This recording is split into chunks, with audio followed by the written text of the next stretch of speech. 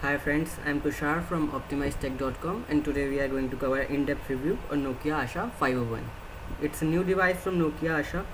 Let's talk about first the design. The design of the phone is very aesthetically solid. Its back has a matte finish.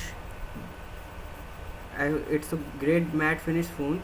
It comes in a 6 colors, so you can buy which one you like.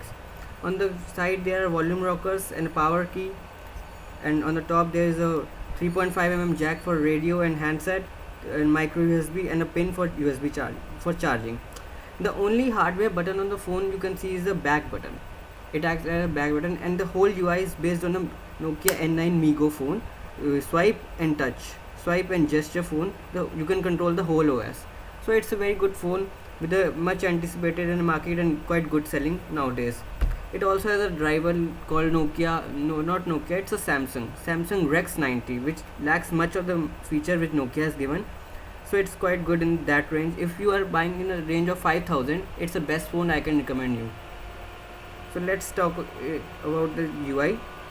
Camera is a three. It's, you can see just it's a 3.15 mm of camera and quite normal UI, and takes the images, very bright images, but not too good images.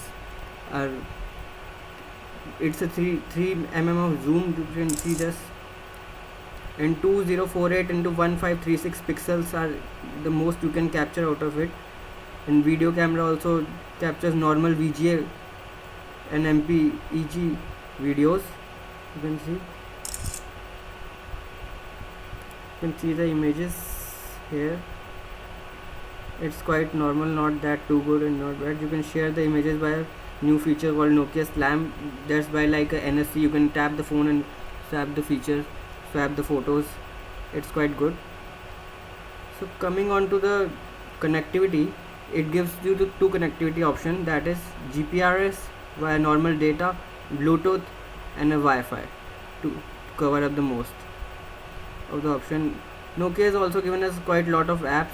It offers you a 60 free EA games for free to download in the 60 days, and a 40 new Nokia apps, paid apps for free, to give you a additional benefit out of that. And talking in terms of a sleek UI, you can just, if you want to close a application, just swipe by side and you are back to the main menu. You can also use a back button for that. The camera quality is also good, and connectivity option, you have a port, and for messaging you can do you can take the help of MMS email. It's supposed push email also, so no doubt for that. And the phone memory is limited to 128 MB, I have told you earlier. So Nokia has provided a solution for that by giving a 4 GB of internal memory card for that. And it supports 1200 mAh of battery, that gives you a 48 days of standby time and 17 hours of talk time. So that good enough. And the weight of the phone is quite light. You will not feel it in your palms. It's just under 100 grams. So you will feel like holding it just very good in your hands. And dimensions are also very good, and it's a pocket friendly phone for everyone. In the second, you can use it as secondary phone for if you have a smartphone. It's a good FM player is also there. You can just see. Sound quality is also not too bad. It gives a solid sound quality. Just take a look.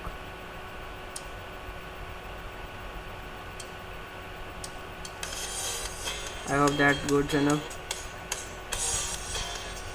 It's a dual SIM version.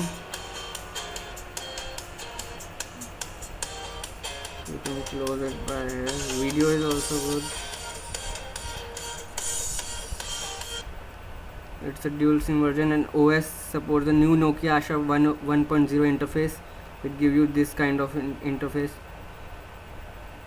Its web browser is also on a new technology which saves the data and give you much faster connectivity. So it has no GPS, but the rumors are heard that Nokia is trying to give the new Nokia hair maps that are on Lumia onto this device without the GPS. I hope that's a great feature if it comes. Coming on to the performance of the phone, the performance is not too bad, but it's a good compared to its rivals. Just take a look at its quality of apps.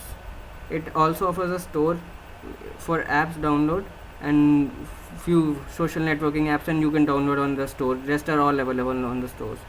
The games you can have a lot of quality of games on it present for your own purpose. Speaker are also good. Battery life is 2 to 5.5 days.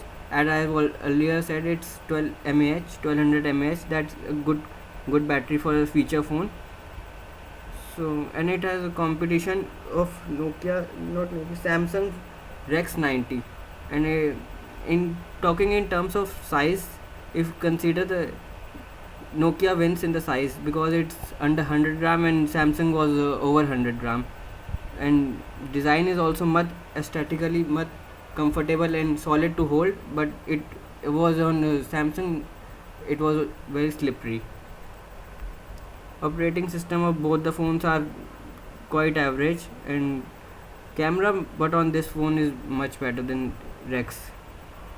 So that's all from my side, and the verdict about this phone is, if you are trying to buy a phone, you can go for it under the 5000 range. You will get no other option from Nokia and other companies under 5000 for a great UI and a great new phone from Nokia. I personally recommend this phone to all of you if you are under 5000 budget. Touch screen phone. It also, one thing to cover, its screen is very interactive and UI also is good. So you can buy this phone. Thanks for watching. I'm Tushar from optimizedtech.com. Keep watching.